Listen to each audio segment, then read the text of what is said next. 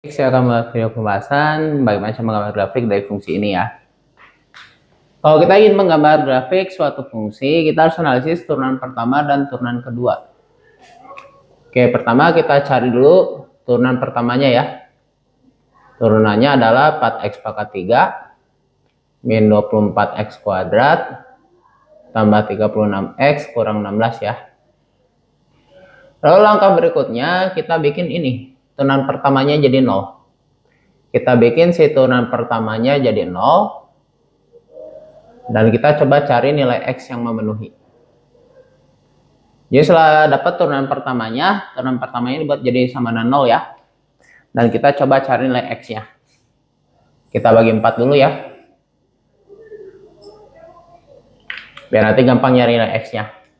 Jadi X pangkat 3. Jadi X pangkat 3 ya di sini. Min 6x kuadrat tambah 9x min 4 sama dengan 0. Nah sekarang kalau dia udah pangkat 3, kalau udah kita buat si koefisien pangkat 3 nya jadi 1, untuk mendapat nilai X nya pakai cara coba-coba. Cara coba-cobanya adalah kita lihat konstanta atau angka yang paling ujung. Paling ujungnya angka 4. Faktor dari 4. Nah, terus kita cari faktor dari 4. Faktor dari 4 itu kan plus minus 1 dan plus minus 4 ya. Plus minus 1, plus minus 2 sama plus minus 4 sih ya. Maksudnya faktor itu angka yang bisa ngebagi 4. 1, 2, sama 4 ya.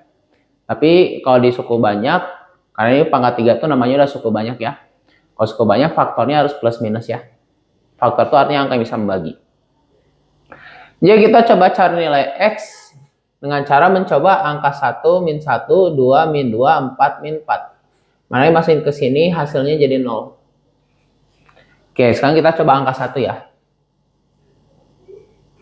Kita coba angka 1. Kalau angka 1 kita masukin, berarti nanti jadi 1 pangkat 3 kurang 6 kali 1 kuadrat tambah 9 kali 1 min 4 sama dengan 0 ya. 1 kurang 6 tambah 9 kurang 4. 0 ya. Kiri kanannya 0. Berarti angka 1 termasuk faktor ya. Nanti kalau kita coba min 1 ke sini, nggak akan berhasil ya. Silahkan coba sendiri. Sekarang kita coba 2 ya. Kalau kita coba 2. Oke, kita coba saja 2. 2 pangkat 3 kurangi 6 kali 2 kuadrat tambah 9 kali 2 kurangi 4. Apakah sama dengan 0? Kita coba ya. Hitung. 8 kurang 24 min 16. Min 16 tambah 18, 2. 2 kurang 4 min 2. Min 2 sama dengan 0. Salah ya. Oh berarti 2 bukan faktor ya. Karena salah. Kiri kanannya beda. Oke, kita coba angka 4 ya. Masukin angka 4. Berarti nanti jadi 4 pangkat 3 kurangi 6 kali 4 kuadrat tambah 9 kali 4 kurang 4 sama 0 ya. 64 tambah 36 kurang 4 96. 96 kurang 96 0. Oh kiri kanannya 0 sama ya. Oke. Nanti untuk min 1, min 2 sama min 4 dicoba sendiri ya. Tapi kalau tadi dicoba ya, min 1, min 2, min 4 pasti akan gagal. Jadi faktornya itu cuma ada 2. Kalau kita coba semua nanti faktornya cuma ada 2. Untuk yang angka-angka minusnya silakan dicoba sendiri ya. Sorry, ini bukan faktor ya. Faktor itu yang masukin hasilnya jadi 0. Oh berarti faktornya itu 2 sama 1 sama 4 ya. Setelah kita dapat nilai X atau faktor yang sebenarnya, berikutnya adalah kita buat garis bilangan. Kita buat garis bilangan yang batasnya angka 1 sama 4. Karena tadi dapat nilai X yang memenuhinya 1 sama 4 ya. Kita uji coba angka keturunan. Sini ada angka 0 kan? 0 kalau masukin ke sini, f aksen X-nya bakal negatif ya. Berarti sini f aksen X-nya lebih kecil 0. Antara 1 sama 4 ada angka 2. Angka 2 kalau masukin ke sini ke f aksen X-nya akan bernilai negatif. Berarti tempat angka 2 berada, f aksen x-nya bernilai negatif. Di setelah 4 ada angka 5 kan? Kalau kita masukin 5 ke sini, f aksen x-nya bakal positif. Berarti tempat angka 5 berada di sini ya. F aksen x itu akan bertanda positif ya, seperti itu. Oh, berarti dengan kata lain nanti ini yang terjadi ya. Yang terjadi adalah nanti kalau f aksen x-nya negatif, grafiknya lagi turun. Kalau f aksen x-nya lagi positif, berarti nanti grafiknya itu lagi naik. Oke, sebentar ya. Jadi kalau kita buat sketsa gambarnya nanti sebelum angka 1 lagi turun, antara 1 sama 4 masih turun, setelah angka 4 ya bakal naik grafiknya. Ya, gerakan grafiknya bakal seperti itu kurang lebih ya. Oke, sebentar. Oke, seperti itu kira-kira gerakan grafiknya nanti. Setelah kita menganalisis turunan pertama, kita analisis juga turunan kedua atau f double aksen. Analisis turunan kedua berfungsi untuk identifikasi kecekungan. Kita cari f double aksen x atau turunan kedua dari sini ya. Turunan keduanya adalah 12x kuadrat min turunan 4x kuadrat 48x ditambah turunan 36x 36 turunan min 16 0 ya. Berarti tambah 36. Lalu kita buat turunan keduanya ini jadi sama dengan 0 ya. Terus kita bagi 12. Biar nanti mudah dapetin nilai x-nya ya. Berarti jadi x kuadrat min 4x tambah 3 ya. Kalau kita faktorkan jadi x min 1 kali x min 3 ya. Berarti nilai x-nya 1 atau 3 ya. Oh, berarti nanti batas garis bilangannya itu angka 1 sama 3. Si batas garis bilangannya angka 1 dan 3 ya. Oke, kita coba ya. Coba masukin ke turunan kedua. Di sini ada angka 0 ya. Angka 0 kalau dimasukin ke sini, ke turunan kedua, nanti turunan keduanya bakal positif. Sorry, bukan angka 2 ya, angka 0, maaf. Sini ada angka 0 kan sebelum di sini. Kalau angka 0 masukin ke turunan kedua bakal positif. Antara 1 sama 3 ada angka 2. Angka 2 kalau masukin ke sini, ke turunan kedua, nanti turunan keduanya bakal negatif. Sini ada angka 4. Angka 4 kalau masukin ke sini ya, bukan turunin. Angka 4 masukin ke turunan kedua, bakal positif nanti. Kalau turunan kedua positif, nanti gambarnya bakal cekung ke atas. Lebih kecil 0, cekung ke bawah. Di sini cekung atas lagi. Seperti itu ya. Langkah terakhir adalah kita masukin batas-batas garis bilangan di turunan pertama ke fx. Fx yang awal ya. X pangkat 4 min 8x pangkat 3 tambah 18x kuadrat min 16x tambah 30. Ya, kita masukin batas-batas garis bilangan di turunan pertama ya. Untuk dapat titik ekstrim. Masukin angka 1. Nanti kita dapat nilainya F1.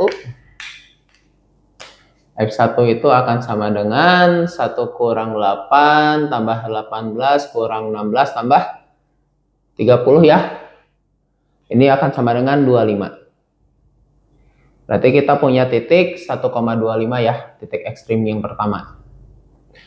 Terus ada angka 4 ya. Oh, kita masukin angka 4. Nanti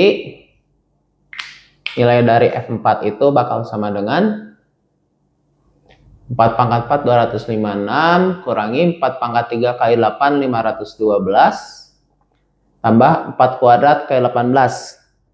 16 kali 18 ya. Itu akan sama dengan 288 ya. Kurangi 16 kali 4 64 tambah 30 ya. Dan ini sama dengan sebentar ya, saya hitung dulu. 256 kurang 412 min 256 min 256 tambah 288 32. Oh, negatif 2 ya. Berarti nanti kita bakal punya titik dari sebelah sini ya. Kita bakal punya titik ekstrimnya 4, min 2.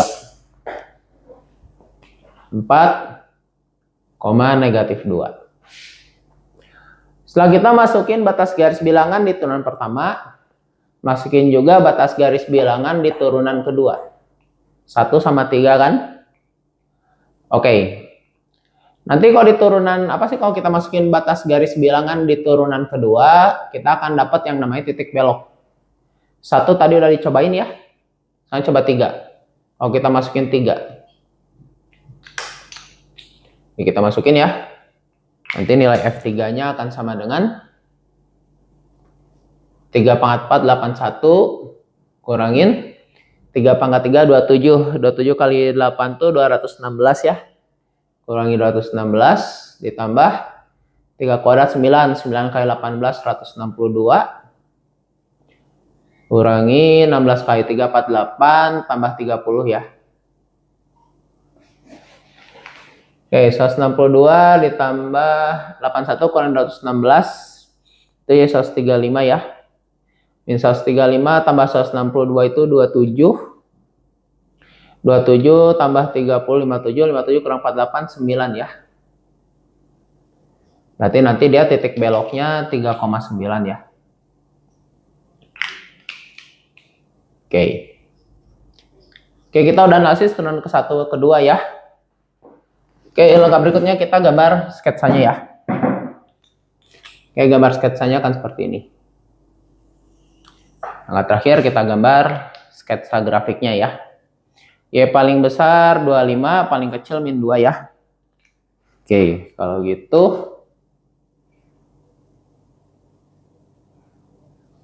sketsanya kurang lebih akan seperti ini. Ini sumbu Y. Yang besar Y-nya 25 ya. Lalu paling kecil min 2 ya. Ada 9 juga. Ada 9 ya, kira-kira saja ya. 9 di sini. Si angka 0 min 2 di sini saja ya. Oke. Kita kira-kira saja biar cepat ya sketsanya. Ini sumbu X ya. Yang angka 0 min 1 sama min 2 di sini ya. Ini 1, 2, 3, 4, 5, 6. Oke, di sini ada min 4 ya. Kita tambahin aja ya angkanya. Oke, kita punya titik. Kita identifikasi dulu titik-titiknya ya. Kita punya titik ekstrim atau titik belok sih ini sebenarnya ya. Karena X-nya 1 di sini. Titik beloknya di sini kan di turunan kedua batasnya angka 1. Ini jadi titik belok ya X-nya. Pas X-nya 1 berarti 1,25 itu titik belok. 1,25 di sini. 4, min 2 di sini. 3,9 sebelah sini ya. Oke, kita identifikasi. Saat X-nya lebih kecil 1. Pas X-nya lebih kecil 1 dia turun. Pas X-nya lebih kecil 1 dia cekung atas. Berarti waktu X-nya lebih kecil 1 dia cekung atas ya. Turun dan juga cekung atas ya. Turun dan cekung atas. Waktu X-nya lebih kecil 1 tuh turun dan cekung ke atas. Turun dan cekung ke atas, berarti nanti gambarnya itu akan seperti ini ya. Oke, untuk turun dan cekung atas, seperti ini gambarnya ya. Turun dan cekung ke atas. Seperti itu ya. Nah, sekarang saat X-nya lebih dari 1, di sini lagi ngapain? Masih turun ya, karena turunannya lebih kecil 0. Tapi waktu di sini X-nya pas lebih dari 1, di sini dia lagi cekung bawah. Sekarang turun dikombinasiin sama cekung bawah. Turun kombinasi cekung bawah nanti gambarnya gini. Begitu ya. Sampai di 3,9 di sini. Karena ini titik belok. Ini 1,25 dia bukan titik ekstrim, rupanya jadinya titik belok. Kalau di turunan pertama sama kedua ada nilai X yang sama, berarti yang sah itu adalah turunan kedua. Berarti 1,25 ini jadi titik belok. Ini titik belok, 1,25 ya, ini titik belok.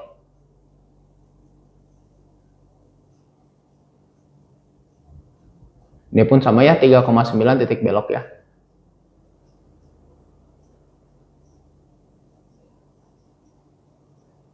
Jadi kita gambar grafiknya tuh berdasarkan titik belok aja biar mudah. Oke, sekarang pas 3 ke sana. Pas 3 ke sana lagi ngapain dia? Cekung ya. Cekung atas. Cekung atas. Terus pas di sini sampai angka 4 dia tuh mengalami titik minimum. Karena pas turun terus naik berarti ini namanya titik minimum di angka 4. Kalau ada perubahan dari turun ke naik itu namanya titik minimum. Di sini pas sampai angka 3 ke sana dia cekungnya cekung atas. Berarti cekung atas terus turun naik kan?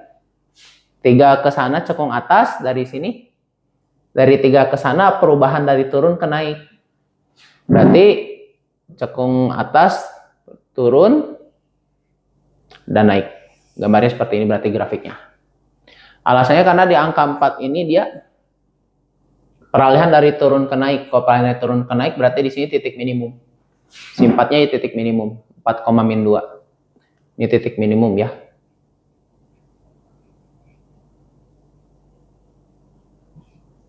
Jadi gambar grafiknya kurang lebih seperti ini dia. Oke, sekian video penjelasan dari saya dan semoga bermanfaat.